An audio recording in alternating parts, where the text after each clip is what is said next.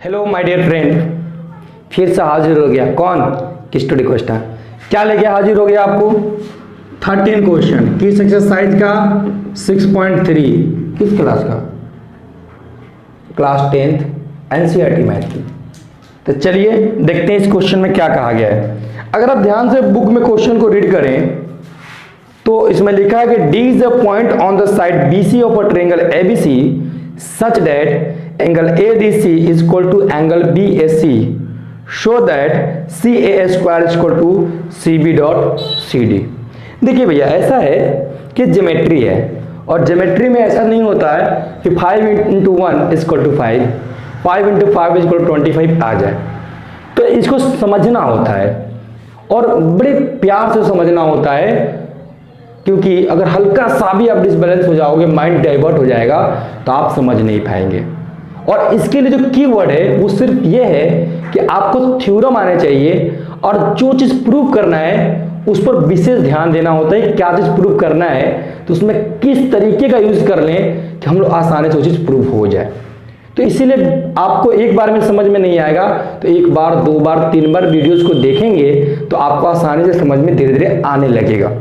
तो चलिए देखते हैं। एक छोटा सा प्रयास मैंने किया है कि आप लोगों को समझाने की, क्योंकि मेरे साथ भी ऐसी घटना घटी होगी जिसके कारण मैंने बढ़िया से पढ़ाई नहीं कर पाए होंगे या मुझे समझ में शायद उस समय उतना नहीं आया होगा। इसीलिए मैं चाहता हूं कि आप लोग आसानी से समझ सकें और लाइफ में अच्छा नंबर ला करके प्रोग्रेस कर सकें। तो चलिए, छोटा सा प्रयास मैंने किया है और इस प्रयास को बनाए रखने के लिए आपकी मदद की आवश्यकता है, क्योंकि आपके बिना मेरा कुछ नहीं हो सकता है। तो जरूरी यही है कि आप सब्सक्राइब करिए चैनल को, फिर आगे मजे लेकर पढ़ा जाएगा। चलिए देखते हैं। बिन जल बिन मछली कहाँ रह जाती है, तो आपके बिना मेरी क्या औकात है। चलिए देखते हैं आज क्या है हमारे पास, तो उसी हिसाब से चलते हैं। देखिए, सबसे पहले ट्रायंगल बना लें हम। सबसे फर्स्ट में क्या करें, ट्रायंगल बना ही डालें, क्योंकि इसमें बोला गया है। देखिएगा, डायग्राम थोड़ा अच्छा नहीं बन पाएगा, लेकिन आप लोगों से रिक्वेस्ट है कि आप अगर चाहते हैं कि अब और अच्छा बना पाऊँ तो आप अपनी राय सजेस्ट जरूर करिए। आप जरूर बताया करिए कि मुझे क्या चेंजेस करना चाहिए। डेफिनेटली जो मेरी क्षमता होगी उसके अकॉर्डिंग मैं चेंज करूँगा, ताकि मैं अच्छा वीडियो बना सकूं और आपका भला भी कर सकूं, साथ में अपना भी भला कर सकूं। तो चलिए देखिए, ABC हमारे पास एक ट्रायंगल हो गया। इसमें कह रहा है कि BC पर एक डी पॉइंट इस तरीके से है कि ADC जो एंगल आ रहा है वो BAC के बराबर आ रहा है। तो हम क्या करते हैं, अपने मन से यहाँ पर कहीं पर D मान लेते हैं। तो यहाँ लाइनें ड्रॉ कर दें, हमें नहीं पता है कहाँ पर D आएगा, यहां पर आ गया तो ये मान लिया। अब इसमें ये कह रहा है कि ये इस तरीके से है कि ये जो एंगल है यह एंगल इसके इक्वल है।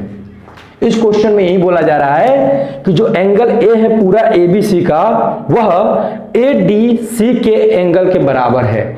ऐसा इस क्वेश्चन में कहा गया है। ठीक है, तो जो पहले लिखा गया है पहले इसको हम लोग लिख लें। तो क्या स्टार्ट करते हैं इसके लिए, एक वर्ड यूज करते हैं, गिवन।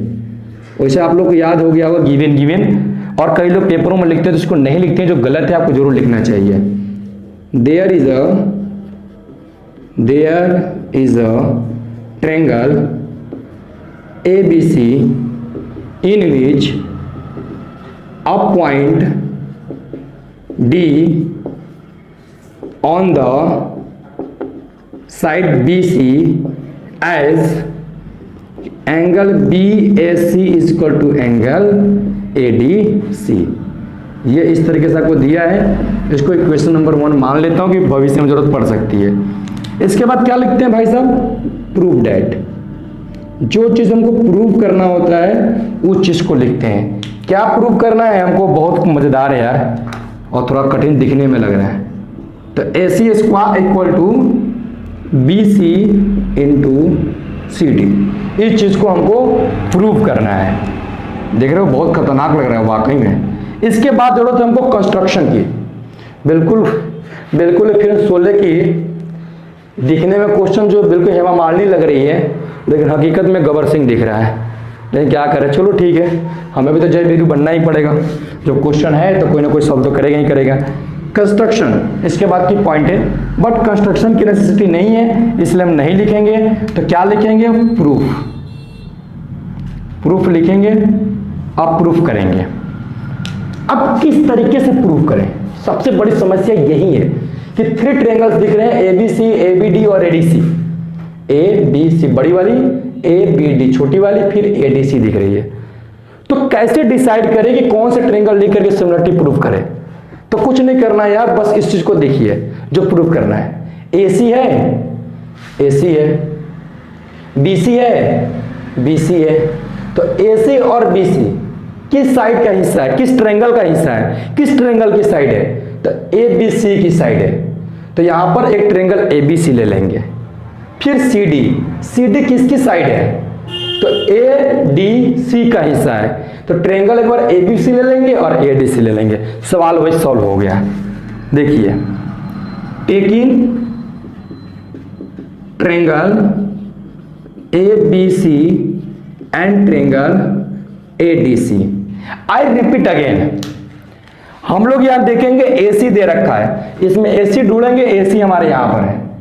फिर देख रहे हैं बीसी गिवन है, बीसी हमारा ये है, बीच में एक पॉइंट है। तो इसका मतलब एसी और बीसी बड़े ट्रायंगल्स का हिस्सा है, तो हमें बड़ा ट्रायंगल लेना पड़ेगा, हमने ले लिया। फिर इसके बाद देख रहे हैं सीडी, सीडी जो हिस्सा है ये एडीसी का है, तो ट्रायंगल एडीसी भी हमने ले लिया। अब प्रूफ करके देखते हैं।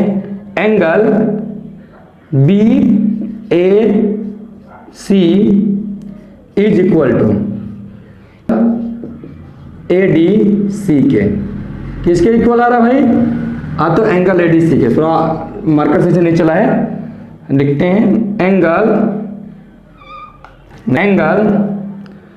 B A C is equal to angle A D C. मैंने कहा था ना इक्वेशन यहां से ले लेंगे इसको, इसीलिए मैंने उसको इक्वेशन नंबर 1 मान लिया था। जरूरत पड़ेगी कहां से? तो गिवन कर दीजिए। अगर गिवन करने की इच्छा ना हो तो फ्रॉम इक्वेशन नंबर फर्स्ट भी लिख सकते हैं। अब आइए, angle B C A is equal to angle D C A. बड़े वाले में ये एंगल की बात कर रहे हैं और छोटे वाले में भी है। तो क्या हो गया? ये कॉमन हो गया। जब कॉमन हो गया तो आपको मालूम है इसके बाद क्या की जाती है? बिल्कुल पता है आप लोगों को यार, वैसे बहुत ही ब्रिलियंट स्टूडेंट है आप लोग, विश्व के सबसे ब्रिलियंट स्टूडेंट में आप लोग आते हो। तो इसमें अब आगे क्या करना है? बाय दो ट्रायंगल तो इक्वल है, दो एंगल तो इक्वल हो गए, तो दोनों ट्रायंगल सिमिलर हो गए। तो लिख देते हैं बाय किसके? A triangle A B C similar triangle A D C. दोनों आपके इक्वल हो गए। जब दोनों आपको सिमिलर हो गए, जब दोनों सिमिलर होंगे तो क्या होता है? जब दो ट्रायंगल सिमिलर हो तो उसके कोरस्पॉन्डिंग साइड प्रोपोर्शनल हो जाते हैं। ठीक है, तो देखते हैं अब कैसे यूज करें हम लोग। एसी चाहिए, तो देखिए ये और ये इक्वल हो गए, इसका मतलब ये एंगल जो होगा वो इस एंगल के इक्वल होगा।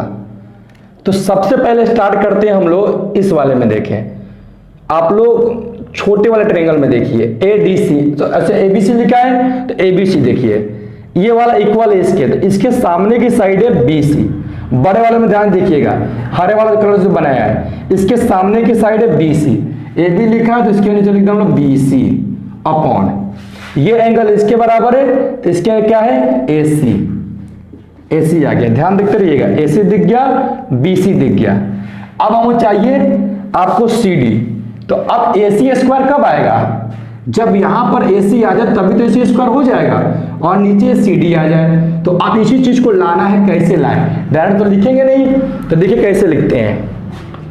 अब हमारी कहानी खत्म हो गई। ये एंगल जो है इसके सामने की साइड कौन सी है? एसी, तो इसको ले लें।